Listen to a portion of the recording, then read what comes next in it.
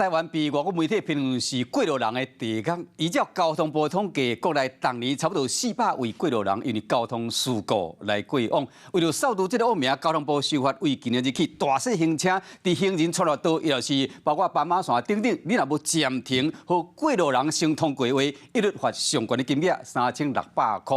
有去年住在日本的民众讲，因为日本转来台湾了3礼拜，也未关系台湾的交通，要民众讲，捌伫这个斑马线或者轿车硬逼到尾啊，伊只好让路，听到新发上路，加重处罚，伊感觉真好。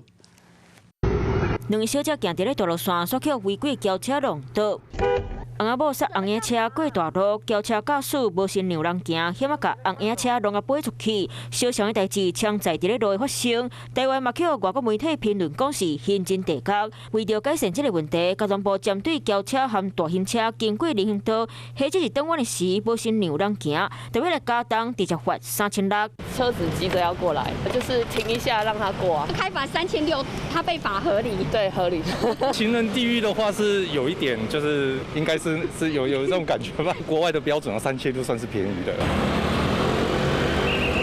今仔日新法杀出来，高雄警察嘛来加入科技执法，亲像安尼看到人佫硬驶过去，或者是故意离民众真远，即嘛拢会直接甲你开3600的罚单。变成说按喇叭让行人去让他们，然后或者说离行人非常近，甚至要压到行人的脚之类的，都是曾经发生过的。3公尺以内车辆就应该要礼让行人优先通行。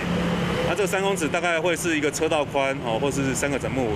根据交通部统计，国内当年超有400个民众因为交通事故过身，政府加重罚金，阻挡违规驾驶前，希望全民同齐摒势，互民众行伫咧路，加更加安心。Hello， 我是林仙怡。想要掌握最及时的新闻资讯吗？赶快订阅、按赞、开启小铃铛，锁定华视新闻 YouTube 频道，也不要忘记收看《华视新闻》杂志哦。